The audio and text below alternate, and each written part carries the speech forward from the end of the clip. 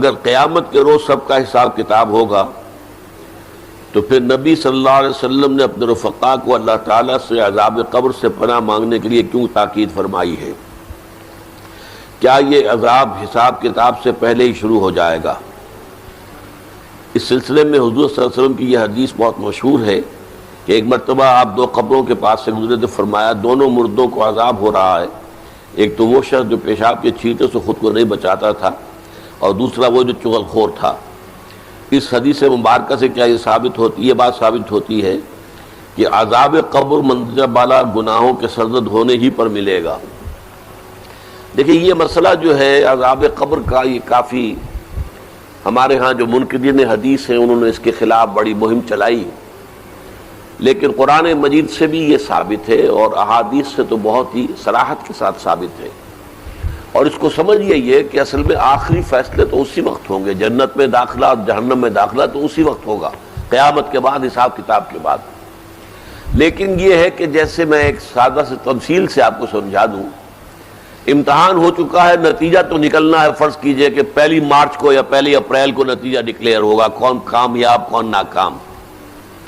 لیکن جنہوں نے کچھ کیا ہی نہیں پرچوں میں، انہیں تو پہلے سے معلوم ہے، ان کی جان تو سوکھ رہی ہے، اندر ہی اندر وہ کانپ رہے ہیں، چاہے وہ ابھی یوم حساب تو آنا ہے، ان کا ڈکلیئر تو ابھی ہونا ہے کہ وہ فیل ہیں، لیکن ان کے چہروں پر لکھی ہوئی ہے فیلیور۔ یہی معاملہ ہے کہ جو کچھ انسان نے کمایا ہے عالم برزخ میں بھی اس کی کچھ کیفیات اس کے اوپر طاری رہیں گی۔ تفاصیل میں ہم نہیں جا سکتے کہ کیسے ہوگا، یہ ہم نہیں جان سکتے، عالم برزخ، عالم آخرہ، اس کے بارے میں جو مجمل باتیں آ جائیں قرآن میں حدیث میں، بس اس پر ہمیں اکتفا کرنی چاہیے۔ تفصیل میں جائیں گے تو اس سے خام خواہ کے بکھیڑے اور خام خواہ کے اختلافات اور فرقہ بندیاں شروع ہوتی ہیں، لیکن کوئی نہ کوئی عکس ہے۔ سورہ فرقان میں فرمایا یضاعف لہ العذاب یوم القیامہ، قیامت کے دن اس کے لیے عذاب دگنا کر دیا جائے گا۔ تو معلوم ہوا کہ قیامت سے پہلے بھی کوئی نہ کوئی عذاب کی کیفیت تھی، اور حضور نے فرمایا ہے، اور یہ ایسا ہی ہے عذاب، جو دوسری مثال سے سمجھیے کہ آپ خواب دیکھتے ہیں اور خواب میں فرض کیجئے سانپ نے آپ کو ڈس لیا ہے، تو جو کیفیت ہوگی وہ بعین ہی آپ کی ہو جاتی ہے، اور آپ خوف زدہ ہو کر آنکھ کھلتی ہے تو بالکل وہی کیفیت آپ کی ہے۔ یا شیر آپ پر حملہ کر رہا تھا تو جو خوف کی کیفیت تھی، جاگے ہیں تو وہی کیفیت ہے۔ اسی طریقے سے یہ معاملہ ہوگا، اور حضور نے فرمایا ہے کہ ہر قبر جو ہے وہ یا تو جنت کے باغیچوں میں سے ایک باغیچہ ہے اور یا دوزخ کے گڑھوں میں سے ایک گڑھا ہے۔ اور بعض جگہ یہ کہا گیا ہے کہ جیسے ہی قبر میں داخل ہوتا ہے تو اس کے بعد جو ہے یا کھڑکی کھول دی جاتی ہے جنت کی طرف سے کہ ٹھنڈی ہوائیں اور خوشبوئیں آتی ہیں، اور یا یہ کہ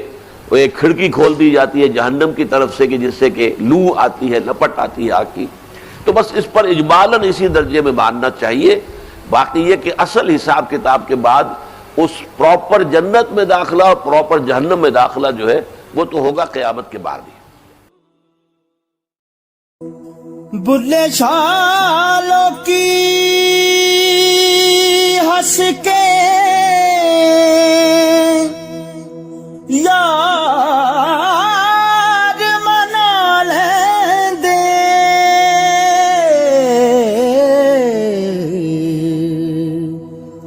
تے ساڈا رونا بھی نہ منظور ہویا، منظور ہویا۔